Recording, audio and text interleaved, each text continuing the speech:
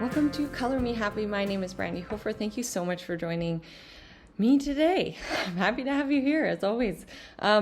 So we have a really cool guest on today. She has lived in NYC, in Hawaii, in San Francisco, and it's just proof that you can make your passion work wherever you go. And it might suck sometimes. But it's like every experience is a stepping stone leading you into where you were meant to be, a building block to the foundation of who you are. So I call this episode, I Can Fucking Do This. And it's so true because right now I'm in the midst of a 3,000 square foot mural, and I have just undergone scissor lift and boom training. And I was like dripping nervous sweat because it's not like my favorite thing to do. I'm like, let's operate heavy machinery. But I have to learn in order to do this amazing, spectacular mural that will help others. And that's what it's about. I just think about how this is helping my community and how it will help people in years to come, because it's a Saskatchewan Health Authority building.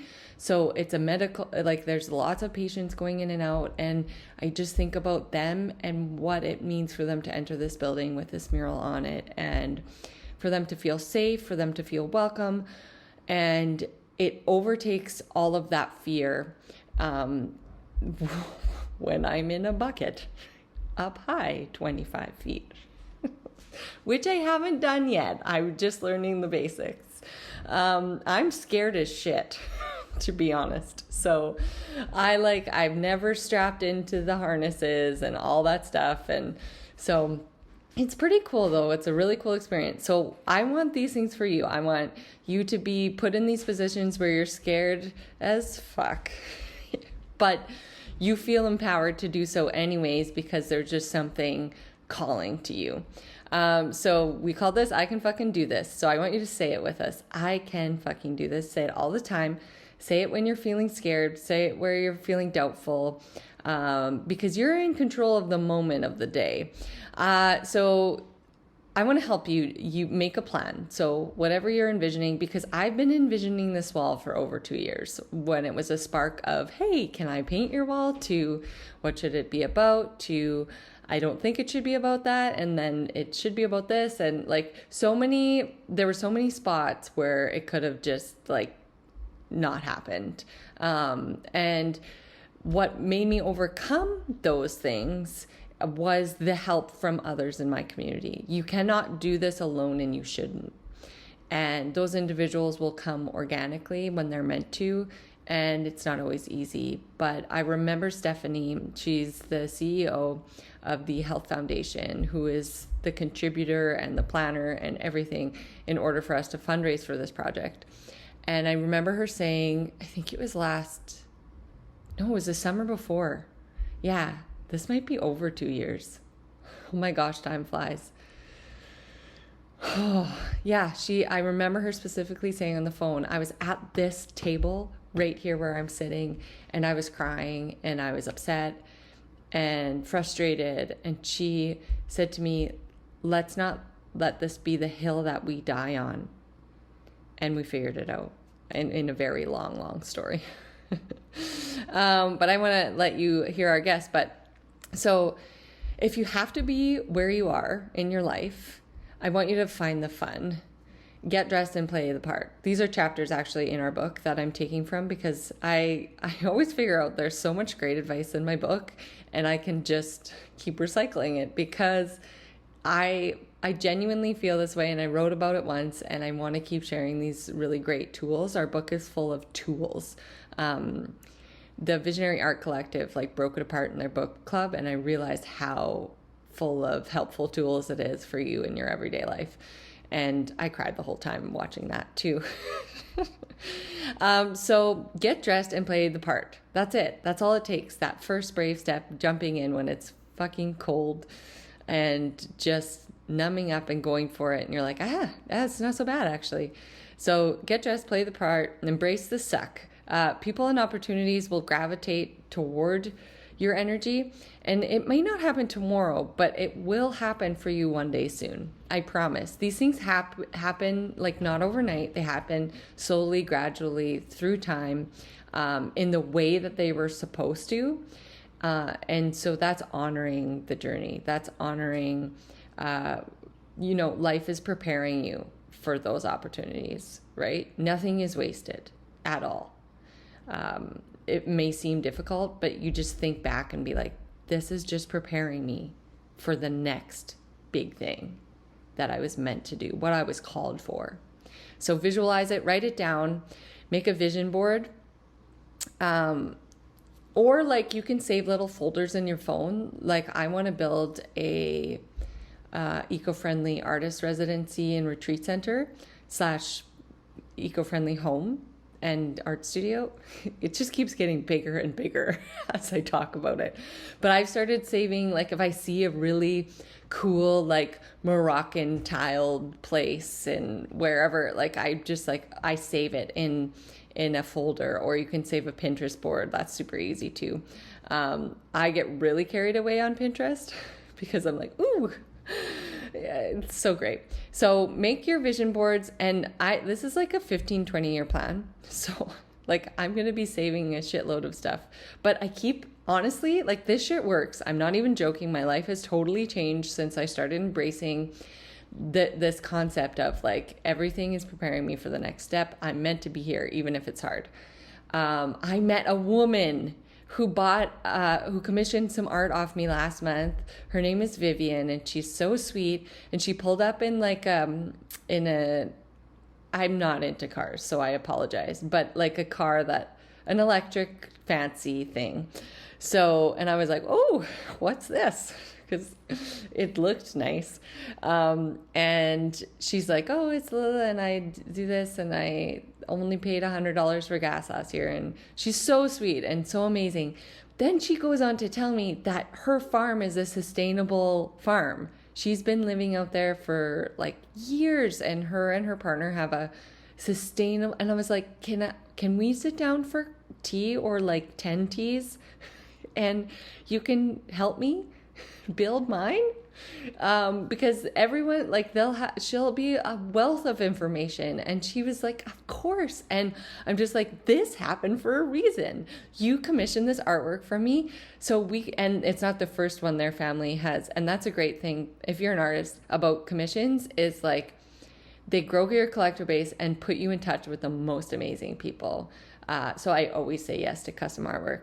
I don't say I do it anymore, but I always say yes, because I think there's always like, this person found me, they connected with me for a reason. And it's so true. And you'll see. Or when you start looking back, you'll see too. You'll be like, that's why that happened to me. Now I know. Foresight, right? 2020.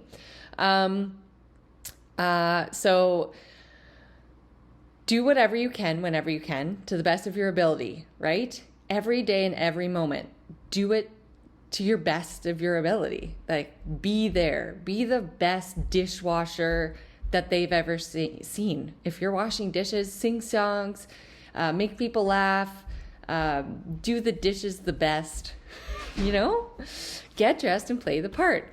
All of your life's experiences are stepping stones and building blocks preparing you for the larger things that are coming to you in your life. Whatever situation you are currently in is meant to lead you to where you are meant to be.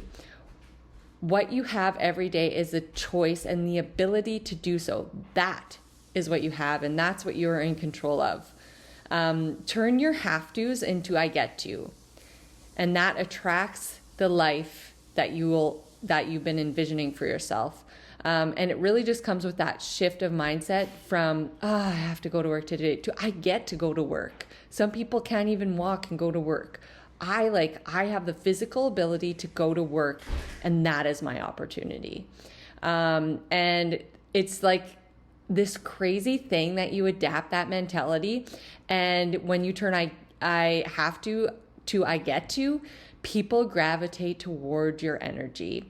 I will never forget, and if you're a local, you will know the Weirs. So Dr. Weir was a vet, and he carried around chocolates in like a pouch, and it was a blue pouch. And I was a waitress at Spiro's, and that whole story is in my book, by the way, about getting dressed and playing the part, and how I shifted in that career of hospitality from like ho-hum, barely making anything to getting by, to like shifting to putting on like my best earrings, playing the part, getting dressed, and like killing it, basically. Anyway, back to Dr. Weir. He was so sweet and everyone loved him. He carried around these chocolates and everyone remembered him because he had these chocolates. I love chocolates. So like when he walked in, I was like, yes, chocolate treat for me. And like his grandson, actually, his son and took over that business, and then his grandson Kent took over that business, and they are like, they're just amazing and kind people. And so not only that, you set an example for others around you, but you set an example for generations to come, and you're putting good people into the world, your children, and they will do a lot for your community as well. So think about that. And the power in that, right? We want to leave this world better than we came into it, right? So say what you want, shout it out loud, or just at least say it out loud. Like every day, sing it, write it, rap it. I can't believe I put rap it. And sometimes I rap, actually, when I'm feeling like super high, for sure. You do you, like do it whatever way works for you. Just let the universe know. And not only through like saying it out loud, but like thoughts and actions as well. And your thoughts are really powerful. So try to shift those. If you catch yourself like going into negative town, get a fucking snack or go to bed. That's all I have to say. Take some time alone. If you're in like a high stress, high noise parenthood situation or work situation, put in your AirPods or go take some deep breaths on a break and just collect yourself again. Because we do get tired. We are human, and we can't like live on the like, yeah, the life is so awesome level all the time. It is awesome, but you can't always, we're human and we're not going to live there all the time. Okay, so when you say things out loud and they just like, you're accountable, right? You're held accountable too. I told everyone I would write a book, actually, and I was only like 25 pages in. And so I was like, fuck, I got to finish this. And it took 2 years. And I was like, yeah, I told everyone I was writing this book. So that's actually that was a big deal. And then along with this residency that I'm building on my dad's land, like right now, Keen Development, Travis is priming my mural as we speak, prepping and priming. See that, like, we don't have to do this alone. They have donated and contributed to this huge project. And like, I have amazing friends. So I've been telling Travis about my eco-friendly home, and one day I would like him to build it. And so it's like you put these pieces into play and like they just start adding up over time. And it's like not a lot of conscious, I told Vivian we were going for coffee or tea over or lunch. I love to eat. I live to eat lunch. Let's make it a lunch with Vivian. And I want to learn all about her eco-friendly home. And I want to make it like a home that no one else has. I'm an artist and I want to like mural all the walls and have plants everywhere. Anyway, the more you say it out loud, the more you envision it, the more likely it's going to happen for you. And it's cool because everyone they like feel your energy and they get excited for you and they want to be a part of it. So you'll be like this big sunshine magnet. That's just how you see yourself. Sometimes, especially with this mural project, like it seems so far beyond my reach, and I've envisioned it for so long. I like to meditate and exercise, so I'd be like cycling, and I did imagine doing the project, but I also imagined my community's energy flowing to me in this like golden way, and then it flowing out of me in this rainbow colorway because I'm an artist. And that was a really great visualization tool. So I want you to think about your visualization tools, what works best for you, if it's creating boards, if it's writing things out, if it's all of them, because all of them help. All of them for me, all of them, not at once. Like, I don't want you to spend like it's just consistently over time, and creating these habits into your everyday, which makes them come true. Like, it's not a big haul. It's not like you're hauling rocks all the time and big. It's tiny little things every day. Tiny little things, like write it down in your agenda. Think about it during a walk. Think about it as you're doing dishes. Say it out loud before you go to bed. Like, they're just these little things. Remember that. That is like the most important tool when you're visualizing and asking for things from, whatever you believe in. And I'm totally open to whatever that is. Good for you. If you believe, if you're religious, if you believe in the universe, whatever that is, I support you in that. And so whatever it is, if you're praying about it, if you're meditating on it, if you're walking about it, whatever that looks like for you, I want you to think about it. So I guess that would be your first step right there, is like, what way is a realistic way for you to integrate these things into your life, so you can live your every day and see your everyday ordinary as extraordinary. Enjoy this episode. Enjoy this, clearly a mini podcast in front of my podcast. I'm feeling very inspired today. So I hope that's rubbing off on you too. And all the love, my friends. We'll chat with you soon. Or is it only audio? I have YouTube, and then now with Anchor and Spotify, you can post your videos. So you do a video as well. Everywhere possible. Yeah.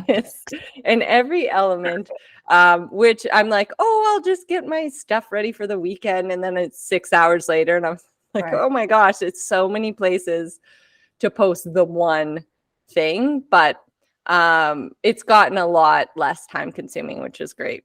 Once the more I do it. And it's because I put so much thought into the weekend inspiration. Like, it's an actual wholehearted, like, thoughtful, like, what can you take away from this conversation? How can you be inspired by this person? And then doing self-reflection and thoughts. So it's like, it's really important, which is kind of like my book. But anyway, this part's going to be you, Susan. Welcome. So I did a quick Google. I don't like to Google too much because I want it to be new for me and I want it to be new for the listeners, in an organic, natural way, and two people going for coffee and getting to know each other for the very first time. It's fantastic. A first date, hopefully less awkward. Okay, so I watched, and it's so bad, but it's so good, Indian Matchmaker. And I'm not into reality TV, but they show awkward first dates. And honestly, I can't even, I'm like, this is so uncomfortable. Like, I feel so uncomfortable that I need to like fast forward through this because I can't even take it. Wow. Yeah. But I've never had that happen in a podcast, really. So that's good. Yeah. That's good. Well, so Susan, sorry to interrupt. Susan, you are based out of LA, is that right? Yes. I'm in LA. I've been here for about 10 years, and I moved here from New York. And I was in New York for 17 years. And and I grew up in Hawaii, went to school in San Francisco, and then made my way to New York. So that's kind of the loop around back to the West Coast. So those are nice places to live. I only live in the best places. Yeah, you only live in the most exciting places where everyone goes in the world to see. So you grew up in Hawaii. I did, yeah. You were born and raised? Honolulu. My family's wow. There. Yeah. How was that? I love Hawaii. I try to go there as much as possible, and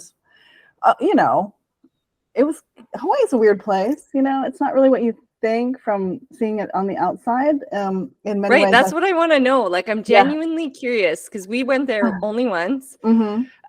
But I'm like, what would it be like to live here? Mm-hmm. Mm-hmm.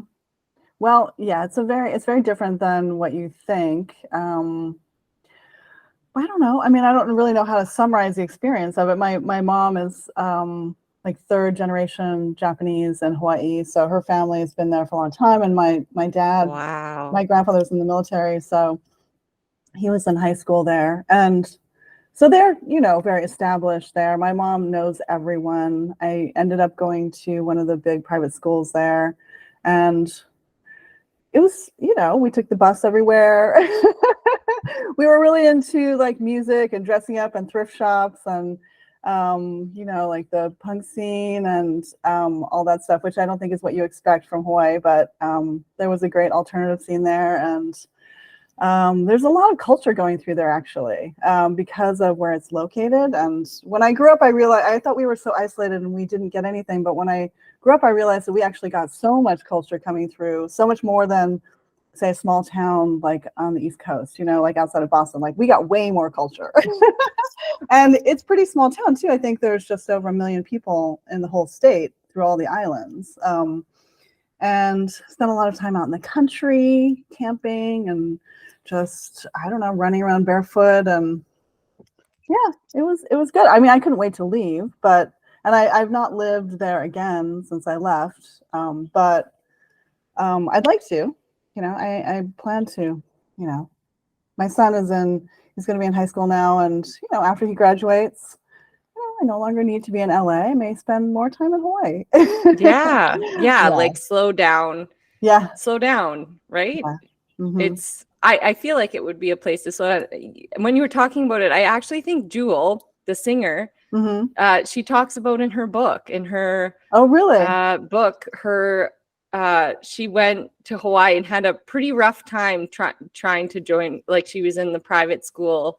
Yeah, her like aunt was there or something, and she went from Alaska to Hawaii, and it was just like, yeah, she talked about feeling excluded in the island crew in the private school. Right. Well, and also I'm half Japanese, but I also look very Caucasian, which was definitely not to my benefit. Because the culture is very mixed, and so people who like come from outside who look very white, it wasn't like I wasn't getting very white. Yeah. What's funny is I have a friend who used to say I looked like her, but a little bit back in the day. But yeah, culturally it's very odd like that.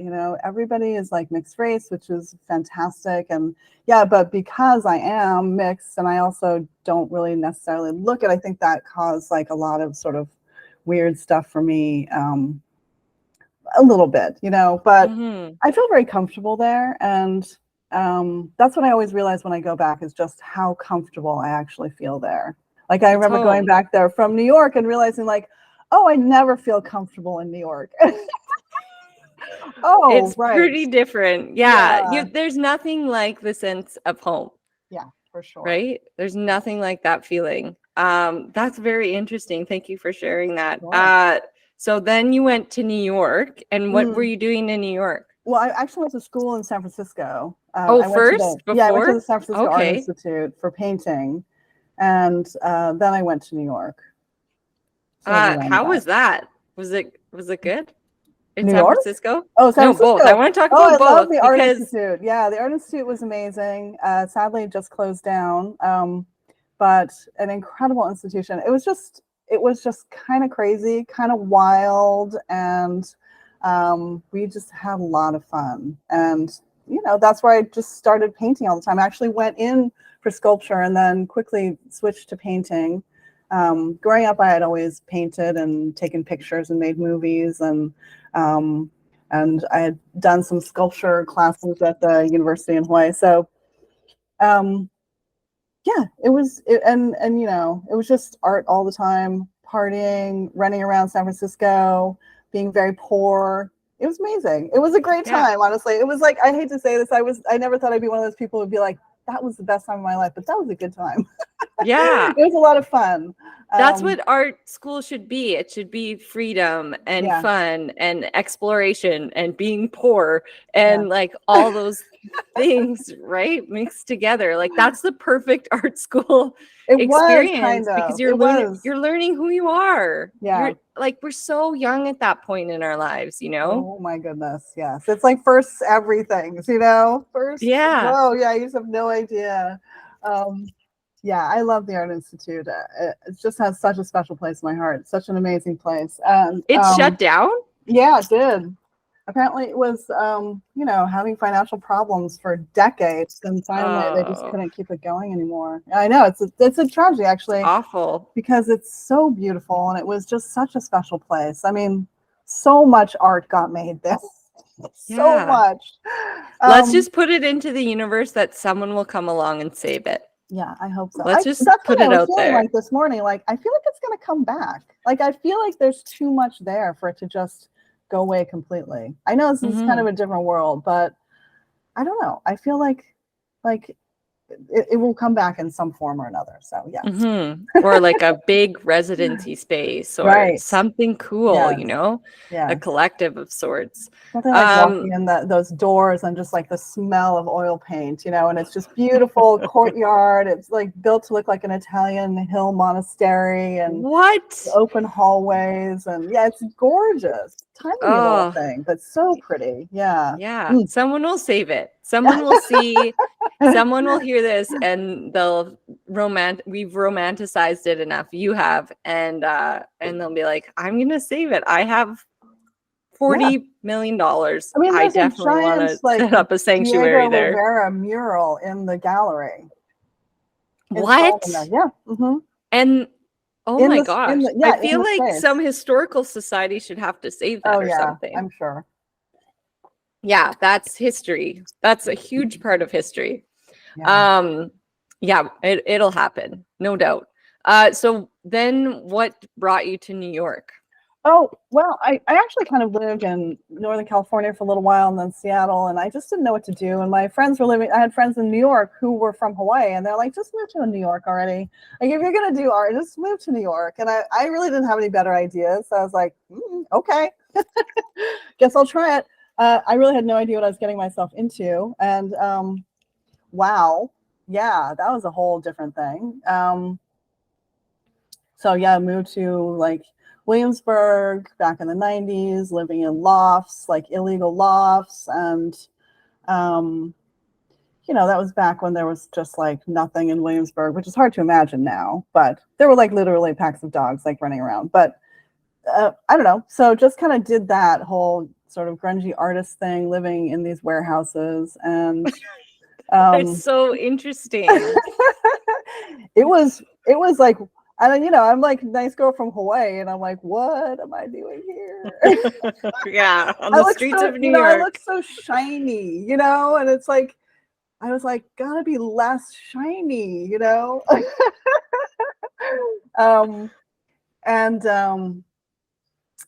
Yeah, I ended up, you know, needing to work, and so I started working doing web design back in the day, and then after that, after doing that for a while, I got into doing textile design, which I didn't even know was a thing. And then a friend of mine, there were some other artists in New York doing that. And I was like, oh, that could work. And then I started taking some classes, learning about it, and I just completely fell in love with it. And I've always loved fashion and clothing and patterns and textiles and colors. And so I was like, oh, this is so many things that I love. And I had, you know, I had the computer graphic skills and design skills to actually do it. And I just got super into it. And I ended up getting a great job and did that for many years, working in a studio that did like concept work for fashion and retail. So it was great. You know, we made original prints all the time. We had like a lot of creative control. It was an amazing job. And I just learned so much from that. So that was pretty incredible. And the whole time I kept a studio too. I always had a studio either in the loft where I was living, but I also had like a really nice studio for a long time that I kept that was in a building in Greenpoint. in the pencil factory. It was fantastic. And so the first couple of years I was in New York, I was just very confused. I don't know what I was doing. I was trying to like figure out how to be there. And I wasn't really able to get any work done. But then I realized like, oh, I need to just have a studio and paint, because after school, I had just lived in the country in Northern California and painted for like 3 years, and like just had a very like, I need to chill out, you know. Art school is pretty rough, pretty rugged. Like, you need to get healthy, paint. And so I was used to just painting all the time. So New York, I was like, okay, I need to have a studio because I just feel so ungrounded. So I needed to have that space to just like come back to myself and like be really like safe. And me, you know. And it was, so I ended up having the studio as like making sure I had that protected space for myself always. And even if I only could go a couple days a week, you know, because I was working, or after work a couple times, I just needed to have it. And I needed to be able to go there and have that. And so I always kept the studio in New York, and I always painted. It's so important to have that outlet and that safe space. Like it's like, I always say it's like the heartbeat. Your creativity is like the heartbeat into everything else that you do. Yeah. And I've been working, I founded an art academy for young people because I didn't have that here growing up.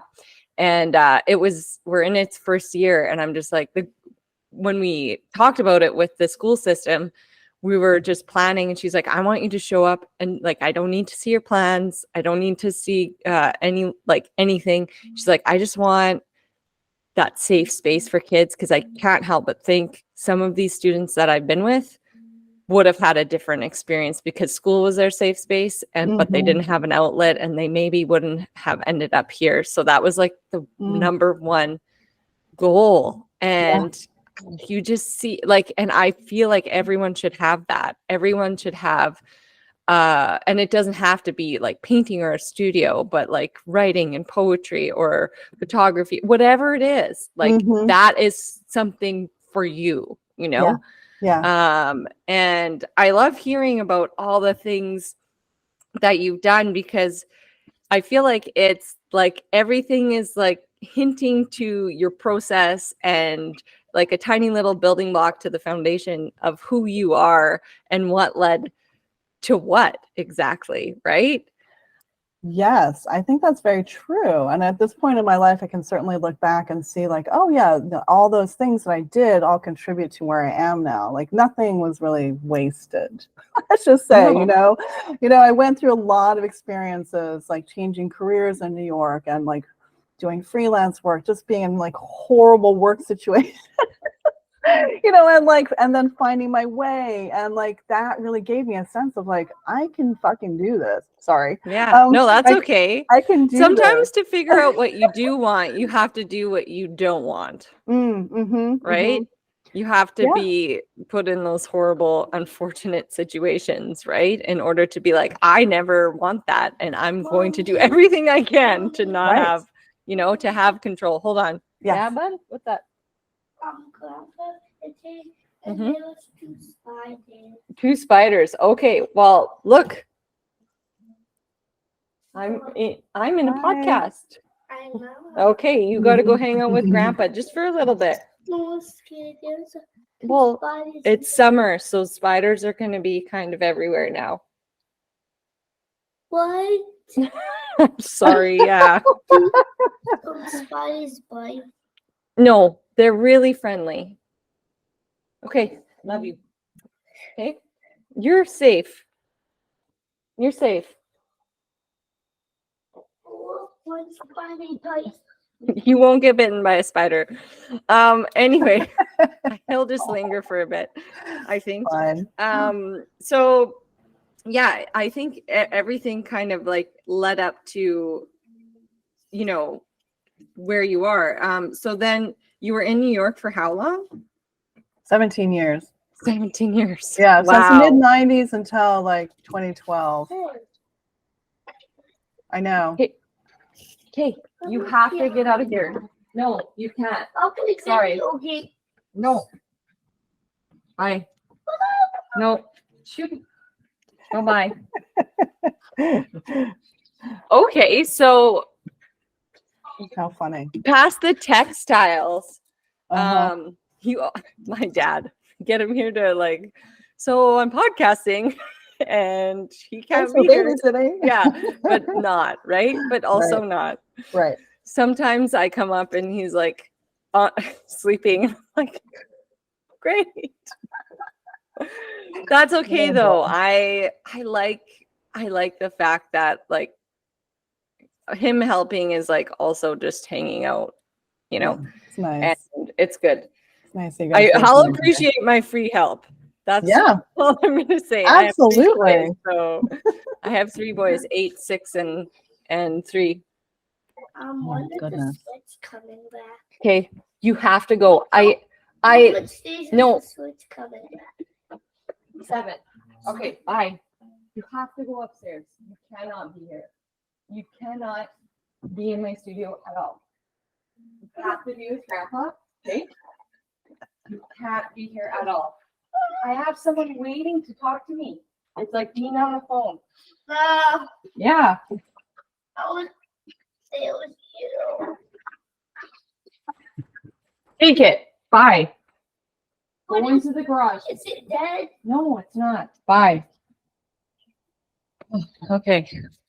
An Spider iPad drama. saved the day. Yeah, spiders. Okay. There's spiders here. I'm like, well, yeah. So when did you transition, or was it like continual studio practice in the textile, or? Oh, yeah. I mean, while I was doing that work, I was also working in my studio, and at that point, I was painting. I've experimented with everything, doing watercolors and pencil and stencils and I don't know, oil, acrylic, portraits. I was always doing figurative work mostly. And so like around, I don't know, let's see, around like 2010 or something, I was like, I really want to, I got really inspired to start like taking my paintings apart, basically. I was already working on unprimed canvas, and I was like, what if we take it off the stretchers? And then what if we start messing around? What if we start like cutting it up and like recollaging it, And then when I moved to LA in 2012, I just like went for it with that idea, because I was like, ooh, this is getting really interesting. Things are like, I started doing like figurative collages by cutting up my paintings, and they were getting really interesting. And I was like, oh my goodness, this is a whole other thing. This feels so fun. And moved here. Suddenly my son was like going to like his daycare like all day long, and I was married at the time, and I rented us a house that had like this rec room that was my studio, and so I had suddenly all this time to paint, which I hadn't had in decades, really, and I just went for it. And my head just went.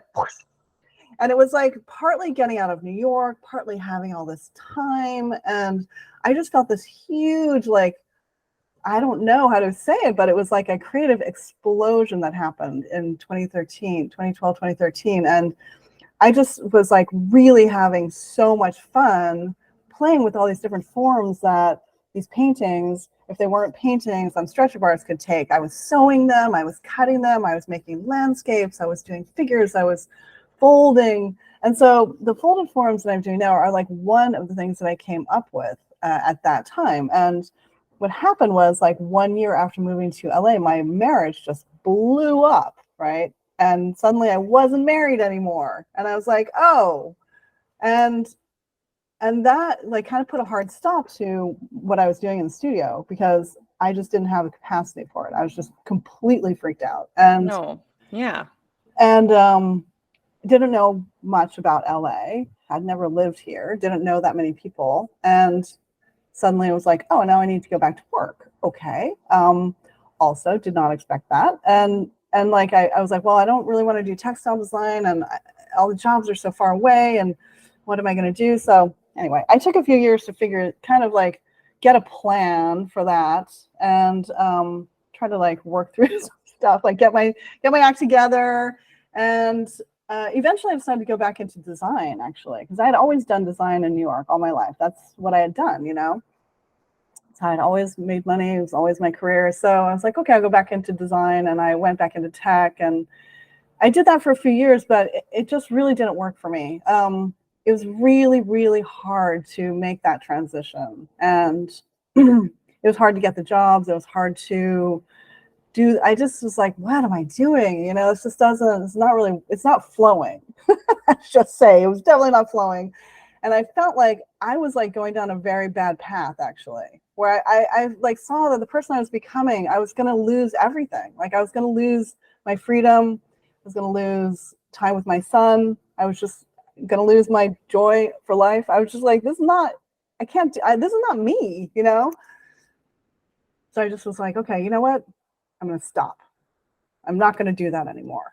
And I gave myself the permission to quit that, which is very hard for me because I'm not like a quitter. I usually just like keep going, you know, just keep doing it. And Yeah. And I totally get that. I'm going to stop. And then I was like, well, now I have no ideas. I don't know what the hell I'm going to do. You know, I'm exhausted. I'm like brokenhearted, broke, and like no good ideas. Okay. You know, and that's how I came back to art. Wow. I was like, okay, I got nothing. I got a table. I'm going to put it in the yard under a tree and I'm going to paint on it. You know, I didn't have a studio because I wasn't planning on doing any art. And I had been like doing little like watercolors and stuff. But I was like, a friend of mine saw one of my folded pieces on my wall. She's like, that's really cool. That's really interesting. And I was like, well, let's play with that some more. You know, that was really fun. That's something I can do right now that is interesting to me and exciting. And then I started getting really into it. And I was like, oh, I actually want to start making them bigger. And I was doing all outside in the yard. Or like put down a tarp and I was drying things in the sun and I was in the yard. And, you know, I had a yard. That's what I had. So I was like, yeah, I'm doing this. And, you know, and it took a while, but like really at that point, like things actually just started rolling. And I don't know, like a friend of mine invited me to participate in like this design festival that was happening. And I had actually done it the year before with some pieces that it's not that I wasn't doing anything, but I wasn't very serious about it. You know, I was sort of dabbling. But I had this opportunity to do a whole bunch of work for the LA Design Festival in 2019. Basically, I was given like 3 18-foot long walls and 6 weeks. Wow. And they're like, do you want it? And I'm like, oh, yeah. I'm painting that stuff in the yard. And I just went for it, you know, and so it gave me an excuse to like make really big work and I just really making it up, but it was amazing. And the installation came out great. And that really created a lot of momentum for me. So yeah. And then, so that was 2019. And then things like, I don't know. And so for listeners, if they want to get a visual, they can see your work online if they just Google your name. Yeah. But also, yeah.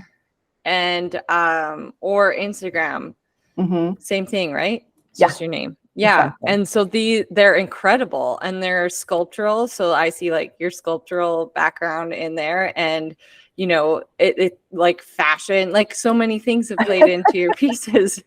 And I too love raw canvas. Like that's what first drew me to your work. A long time ago, I want to say before. Yeah, because I was following you on Instagram, and then you were randomly put out like, I'm thinking about this for podcasts, and I was like, I'll do that. But I always admired your work prior to that, and I'm like, I'm pretty sure she's just working similarly to the way I'm working. With like, I lay it on our studio floor, and the cool thing is it sticks and stretches like flat, which is nice. And sometimes it's a lake. It's like a lake in my studio. Very wet, yes. But I gravitate toward yours because there are so many. I just don't leave mine. I do portraits on top, but I just love that initial like expressionistic stain of just like accidental magic. See, I always loved that, but I could never figure out how to work with it, because I was like, that just doesn't feel like enough for me. Like, what else can I do? I always love to use the incidental. I love to let the materials do their thing. I love to feel like I'm working with nature and what nature can create. And the materials, they have their own sort of like life, and they have their own agenda. And like, I love working with that. And so, it's really, I just fall in love with those marks, just like the things that Oh my happen. gosh. I'm just like, I love it. And I get to celebrate that in the work that I do now. So that was a really cool thing. And pretty much like, I've worked in a million different ways in my life. And at this point, for where I'm at right now, my process, it is like everything that I love, and I've like incorporated all the things that I love doing. And like, for example, I used to leave my studio at night when I lived in New York. And I used to always have this feeling like, I feel like they should like evolve or grow at night, and I'll come in the morning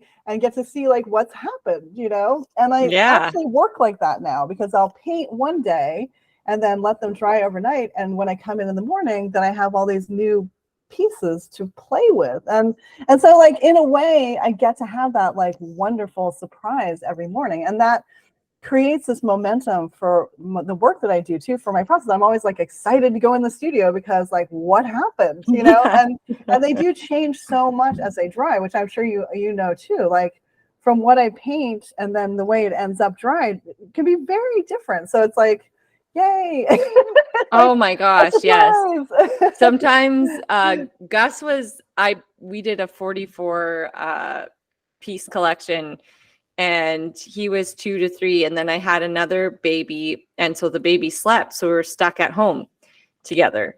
So basically we did that like almost every day on raw canvas on the floor. And sometimes so he would mix like red and green and then smoosh it all around and dance all over it and rub trucks in it and like weird things. And look, those are things I would never like. I don't know if you as an artist is like, I'm gonna combine red and green and see what that makes. Like, I would have never done that. Because in art school they're like, these are the colors and this makes this and whatever, and that's kind of like that's how it works. But it like it's pushing past your limits and expression and experimentation and kind of going with the flow of the moment of life, right? Well, I love that you invite your child into that. I mean, that's like an extra beautiful like agent of like, adding surprise. More energy to it. Yes, I'm not going to say chaos. So I think surprise is good. I have 3 now, so it is chaos. Like, and when they're in here together, it is actually every day is just pretty chaotic. Okay. Yeah, but fun. Yeah, lots of energy. But that's so awesome. I mean, I love that too, to like involve that, the things that you can't control and just like really value them. Like, to me, it's so special, because I'm like, I could never do that again, because I didn't even really do that. Yeah. And that's a really valuable part to it. To me, it makes it singular, it makes it unique, it makes it something like, I don't know, I just think it's so beautiful. So I'm glad that we yeah. What's coming up for you in your world?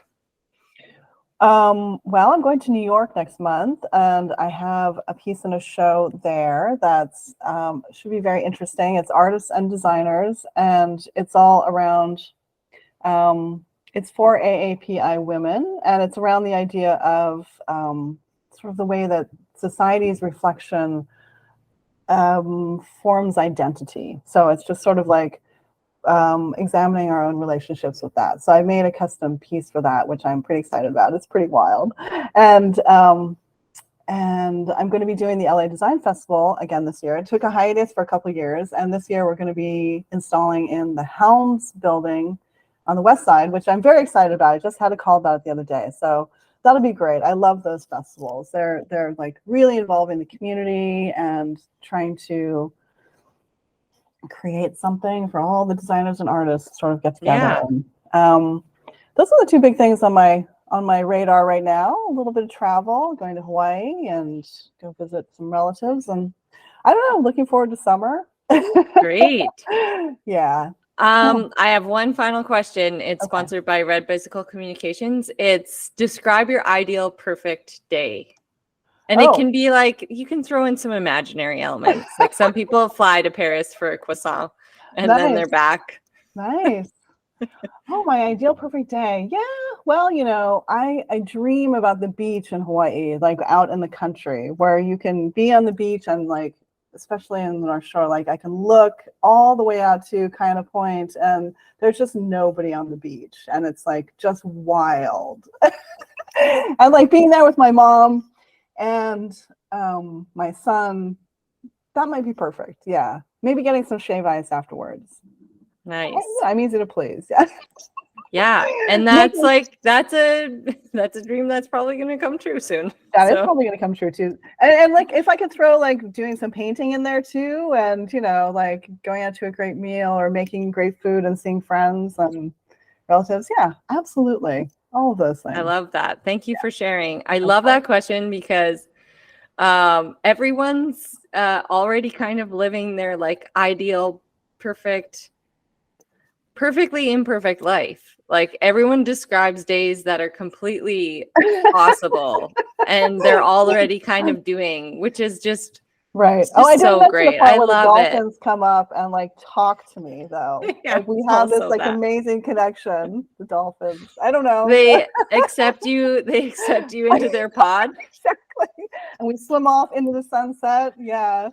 Sure. Oh, I love that. Were you like a water baby? Like, did Oh you my just like God. live in the ocean? Well, my mom says that I could swim before I could walk, which I totally believe. I am like a Oh, natural water wow. person. I did not love like surf culture growing up, so I would go, my friends and I would like go swimming at night and stuff.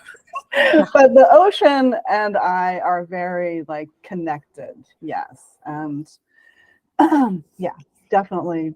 That's like feels very much at home. Last summer we got to go do a lot of diving off the Big Island, and I was in heaven. Yeah. Oh, that sounds wonderful. Yeah, I Yeah, love just floating in water and the ocean especially because it just like moves and it's so neat. There's just something about it. It's like you're getting the energy of life charged back into you. yeah. It feels to me. It just feels right to be there, like looking at the coral and the fish. I'm like, yeah, Yeah. this is, and I forget about everything else. That's what I realized. I was like, oh, this is like literal immersion in this, this world. Like Yeah. I am not thinking about any problems. I am not trying to solve anything or, rehearse anything. I'm just right here. It's like completely present, meditative for me and Mhm. incredible. I felt so nourished by that. Oh, thank you for sharing. I too bad I live in the middle of Canada. Well, yeah, you might have to travel a little, I have to but travel. yeah. Um, Well, thank you so much. It was such a rich conversation, and I really appreciate your time. So thank you, yeah. Brandy. Thank So great you. to chat with you. Yeah, I'm happy to chat anytime. So Okay, I'm really good at Instagram messaging. excellent. So yeah, we'll talk Okay. soon. Thank you so much for your time and thank you so much for being here. I really, truly appreciate it. Could not do this without the support of you and our Color Me Happy community. We also started our sketchbook project, which a shit ton of people have hopped on. So get in there. It's free and it's a sequence. It's like you get one friendly email a week, just like telling you the next thing to do. It's super fun to do in the summer on like holidays and spend time with your kids or take time to yourself. Yeah, I'm getting stopped in public and they're like, I joined. So it's pretty cool. It's just amazing. It just goes along with what we said at the beginning. Like you do these little things and like I set that up last year and all of a sudden it's, catching on fire. You just don't know. And so just think like I did all that groundwork for a reason and it will happen in time. I don't know when, but it will be the right time, right? So that's really cool. I'll put the link in the notes so you can get that. Also, I wanted to really thank BioClean Disaster Services for coming and washing the wall that we're working on for our huge mural project. Apparently, it was pretty dirty. So they took an extra day. And I know an extra day in a company's time is like a huge deal. And I'm not going to cry. But like, and when we talked about at the beginning of setting your mind to doing things, like people will be so proud of you and they're there to support you. They're not against you. They're with you. And I just don't know how I got so lucky to be in this situation and totally going into it blindly. But it's, yeah. And you'll find those people in your community too. So just believe that you will, and it will happen. And Nouveau Laser and Aesthetic Center, just super supportive and making me feel confident in my own skin. And that was a big, I think it's been, a year. And when you can step into yourself and feel confident first, that's a huge deal. And they helped me out with that. And Oasis Hot, almost got it. My sister owns it, so she's not listening, I don't think. Oasis Hot Yoga and Spin Studio is truly, honestly, an oasis where I can compile my thoughts and come back to myself, especially in this busy, amazing, beautiful life that I am living with 3 crazy little boys. And my sister is really special, and she has created a perfect spot right here in our community in Lloydminster. And it's just really amazing and special and safe. To create a spot where people feel safe is like an extraordinary accomplishment, if you ask me. And Red Bicycle Communications all have supported me, and when I didn't know what the heck I was doing in my business, Jill has given me integral advice. Not only that, but she's one of those people who lives by example. And she has inspired me in more ways than one. And Randy, who is my mural partner, actually works with Jill at Red Bicycle Communications as well. And they're killing it. I'm so proud of them. And I'm so happy to be supported by them. And I know there's going to be incredible things in the future for all of us. And that's what you have to believe too. So that's really the theme of today is just honor where you are and be the best version of yourself in the moments that you can control. Well, you're not ever in control, but you at least can think you are. You are in control of your thoughts and your actions. And so just be really conscious of those. And I know you'll do amazing, amazing things. Feel free to share it in our Color Me Happy community. If you have a win, I want to hear about it. If you took a dive and you didn't know what you were getting into, I want to hear about it. I want to hear about that I get to moment, your Be Brave day. I want to hear about it all. Share it in the community. If you don't want to do that, send me an Insta message at Brandy Hofer Studios. And if you feel like being inspired, you can sign up for our weekly inspiration emails. They're highly opened and people appreciate it, obviously. So it's just once a week. And we'll see you soon. We'll chat soon, my friends. All the love. If you're looking for some time for yourself to relax, release, and unwind, Oasis has the perfect space for you. They offer yoga and spin classes of all levels. Whether you are a beginner or advanced student, Oasis thrives on accommodating all aspects of the practice.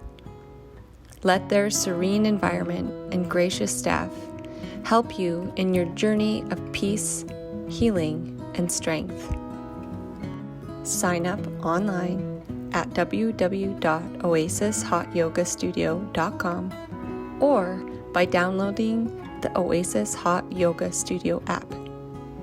Feel like yourself. You deserve it.